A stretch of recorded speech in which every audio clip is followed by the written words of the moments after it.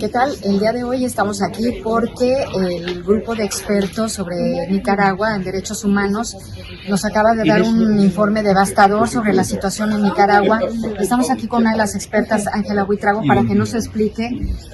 la magnitud de lo que está sucediendo en este país y las propuestas para una rendición de cuentas. Que nos explique la experta para proceso en México la situación que se está viviendo ahorita en este país. Muchas gracias por concedernos la entrevista. No, con mucho gusto. La verdad es que después de analizar y realizar la investigación con el grupo,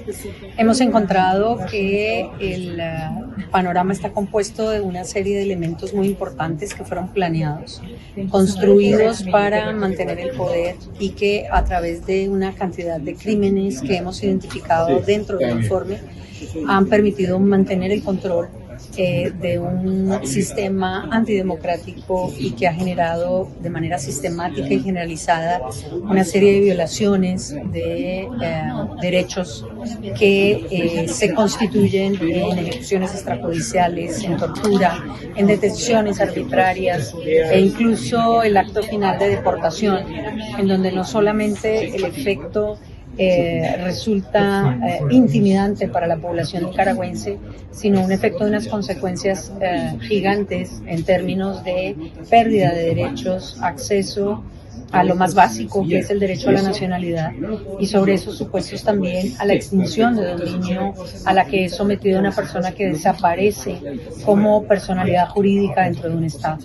Esto nos lleva a la reflexión de lo grave de la situación de Nicaragua y desde ese punto de vista las conclusiones que presentamos en el informe lo que permiten es llegar a afirmar la realización de estos hechos, la perpetración, el traspaso de fronteras y obviamente la deportación forzada como un elemento final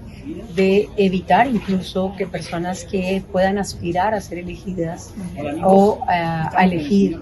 ejerzan sus derechos y obviamente a cancelarles lo que yo denomino suelo patria y cualquier posibilidad familiar en torno al arraigo que se les prohíbe desde el punto de vista de la deportación. Las investigaciones que se han hecho se basan en pruebas documental, testimonial, videográfica,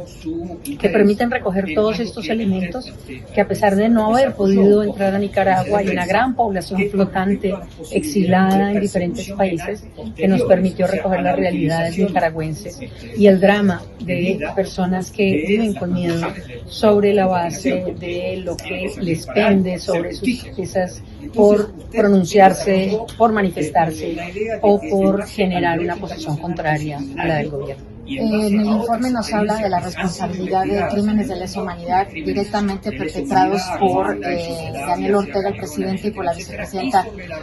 Murillo. ¿Puede elaborar sobre este tema, por favor? Sí, claro. Dentro del tema de la responsabilidad y de la rendición de cuentas, el mandato nos pedía buscar la información e investigar sobre quiénes habían participado en estos hechos y sobre esos supuestos encontramos suficiente evidencia para decir que no solamente había una realización desde esta cúpula, sino que además tampoco se evitó un resultado que era un hecho notorio y que desde ese punto de vista fue incluso verificado en donde existen fotografías y videos en donde la policía, incluso el presidente Daniel Ortega, genera comunidad con personas que eran pro gobierno, que estaban armadas y que realizaron operaciones en contra de la población civil. Tenemos el dato en particular de ejecuciones extrajudiciales que tampoco fueron evitadas, que fueron de alguna u otra manera justificadas desde el gobierno, y sobre esos supuestos también, en el caso particular, no existe ninguna investigación que se conozca sobre estos hechos.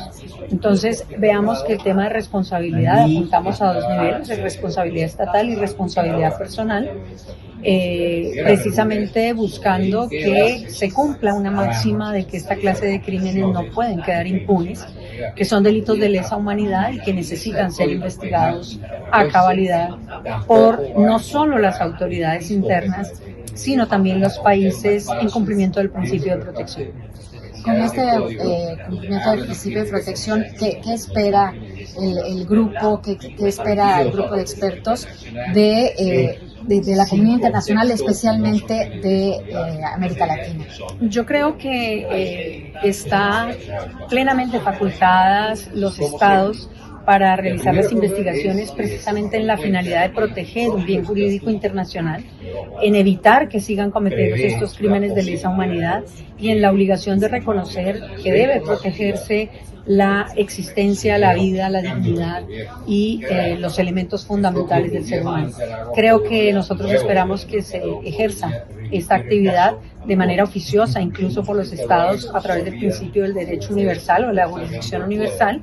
y también sobre la base de los fundamentos del derecho consuetudinario que nos permite acudir a esta clase de solicitud de responsabilidad. Muchas gracias. Bueno, desde Ginebra, Suiza, para Proceso, Gabriela Sotomayor.